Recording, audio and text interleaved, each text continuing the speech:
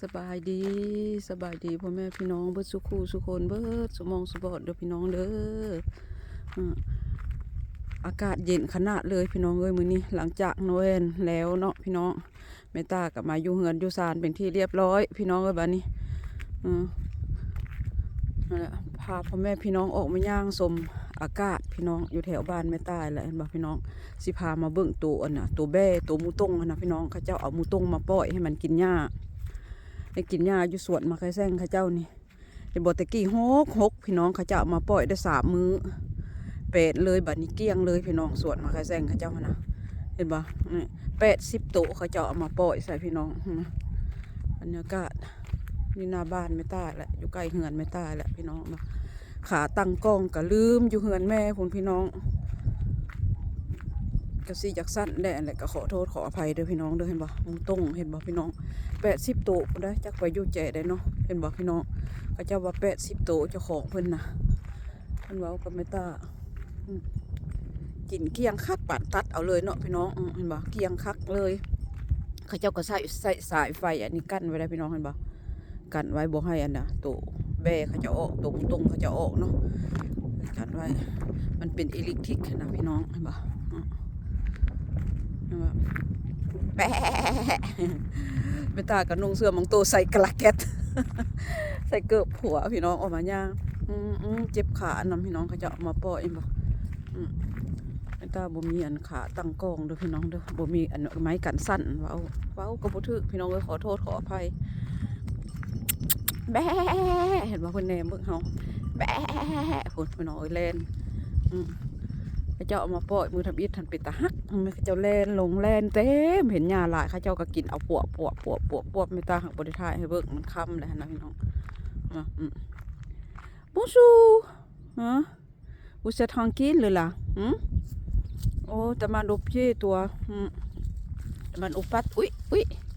ไปละพี่น้องแล่นละคนแบะบอกเขาเจ้ากระเบื้องเฮาคนเจ้าของคนเรา80 ตัวคนได้พี่น้องก็เพิ่นเอามาปล่อยใส่คนนะและยางรวยลายสิปุจักว่าสิเห็ดหรือว่าเนาะพี่น้องเนาะเนาะบอกพี่น้อง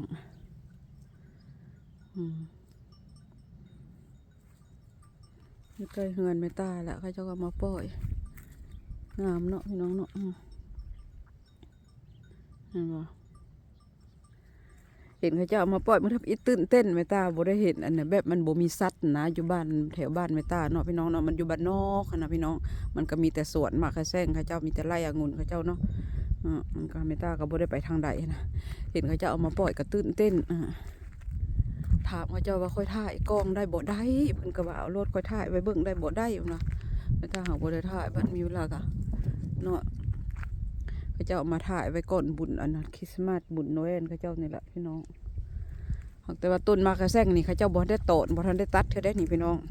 สงสัยเขาเจ้าเอาอันนั้นตัวแบ่มาปล่อยซะให้กินหญ้าสะเกียงสะอาดแล้วเขาเจ้าเขาสิมาตัดงาตัดกิ่งมากระแซงเขาเจ้านี่นะเขาเจ้ายังบ่ได้ตัดเธอตอนนี้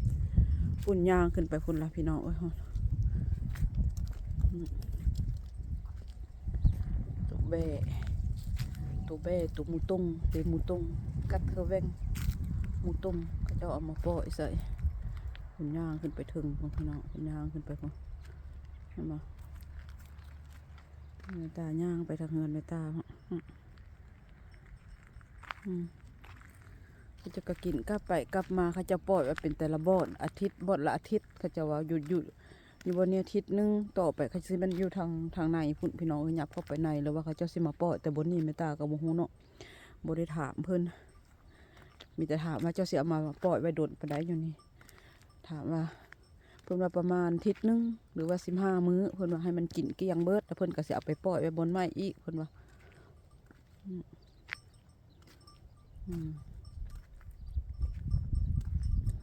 กินขึ้นไปถึงเจ้าของเขาเจ้าก็ขี่รถมาเลาะเบิ่งตลอดด้วยพี่น้องเอ้ยเจ้าก็มาเจาะเบิ่งตลอดนะขี่รถเลาะเบิ่งเอาเขาเจ้าบ่ได้มีแต่วงนี้เขาเจ้าว่ามีหลายบ่อนแนวเขาเจ้าเลี้ยงสัตว์เนาะพี่น้องเนาะกินกลับไปกลับมา ตัวแกะตัวแบ่เนาะแกะบอกเขาเจ้าเอิญพี่น้องตัวแกะหรือว่าตัวมูต้งเนาะพี่น้องเนาะแหละมันแดดอยู่พี่น้องมีแสงแดดแต่ว่าหนาวพี่น้องก็อากาศเย็นอากาศเย็นตื่นยามมื้อเช้ามาเป็นน้ำแข็งเบิดพี่น้องแต่ว่าสวยมาแสงแดดออกแล้วก็น้ำแข็งก็ละลายแต่ว่าก็ยังเย็นอยู่พี่น้องแม่ตาก็ใส่ชุดนอนมุงโตสวมแล้วก็ใส่เกลือแฟนละใส่กระแกตแฟนใส่เกือบแตะนะย่างออกมาเลย หนาวสั่นยอกอยู่แฟนก็ว่าน้อยสิบ่สบายเลยเนาะเป็นอย่างนั้นเนาะพี่น้องโอ้ยเงี่ยงขอโทษด้วยพี่น้องด้วยแม่ตาบ่ได้มีไม้กันสั่นแล้วมันโอ้ยลมพัดวีน้ำได้พี่น้องหนาวพี่น้องจะ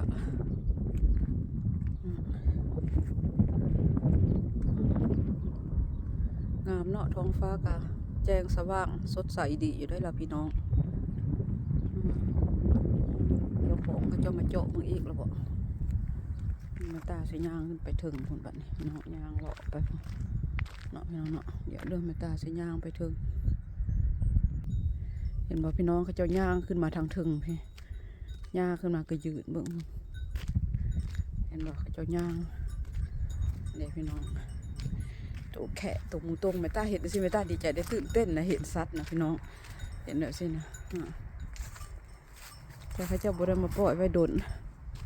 ทิศนึงเห็นป่ะพี่น้อง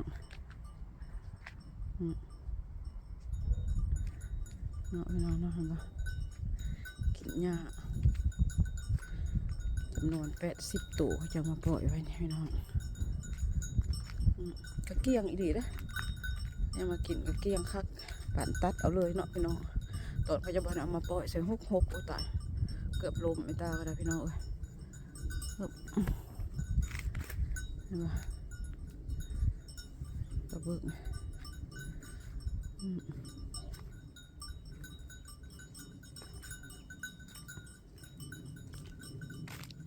ก็จะกระเบื้องเฮาได้พี่น้องเอ้ยเห็นปะแบ่แบ่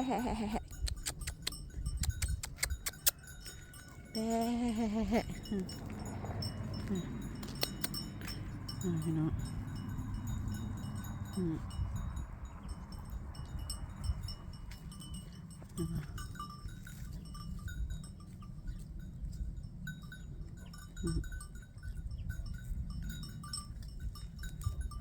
สนุกกินแล้วเนาะหญ้าหลายพี่น้องเอ้ยตะกี้หันบักยาวๆจะมาปล่อยใส่เกี้ยงปั่นตัดเลยพี่น้องเอ้ยเห็นปะบุซูบุษรีเบียงแล้วบุษท้องกินหรือล่ะฮะ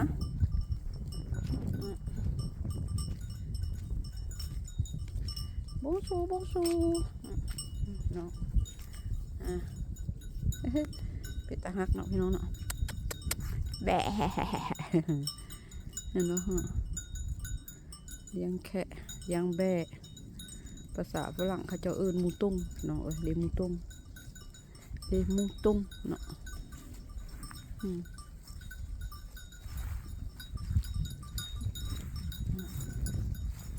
กลับคืนเวลาเขาเจ้าก็ลงไปลุ่มแล้วก็คืนมา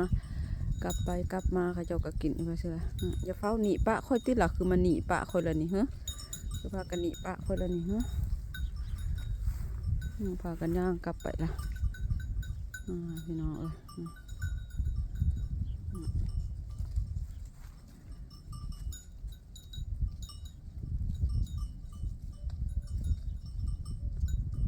มันกระถ่ายได้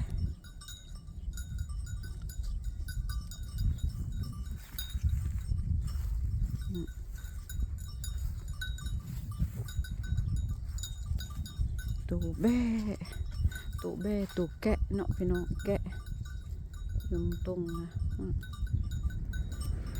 พี่น้องเอ้ย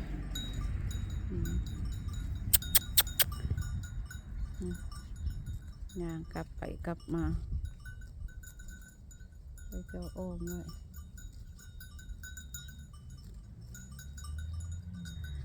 สำหรับคลิปนี้แม่ตาก็สิขอจบบรรยากาศไว้สำนี้เด้อพี่น้องเด้อย่างออกมามันอยู่ใกล้เฮือนแม่ตานะย่างออกมาถ่ายเอาบรรยากาศมาเก็บภาพตัวแบ่พ่อแม่พี่น้องเบิ่งเนาะเห็นตอนนี้แม่ตาก็ตื่นเต้นนั่นแหละพี่น้องดีใจเห็น เขาจะมาปล่อยได้2-3 มื้อแหละแต่เฮาบ่มีเวลาเนาะพี่น้องเนาะแม่ตาก็บ่ได้ลงคลิปอีกหลายมื้อแล้วพี่น้องบ่ได้อัดคลิปบ่ได้เฮ็ดคลิปเป็นหยังนะครอบครัวมาหากันแล้วมันก็วนมันก็ยุ่งหลายคนมันก็นองกันบัดนี้ผู้จากท่าผู้สิเข้ากล้องผู้บ่เข้ากล้องแม่ตาก็เลยอย่าซะเอาที่สบายใจเนาะให้ทุกคนสบายใจแล้วก็พอเนาะพี่น้องเอาเท่านี้แหละพี่น้องพอกันใหม่คลิปหน้าท้ายคลิปนี้แม่ตาก็ขอกล่าวคำว่าสบายดีพี่น้องแม่ตาก็ขอบมุขขอบใจนำทุกท่านที่เข้ามารับชม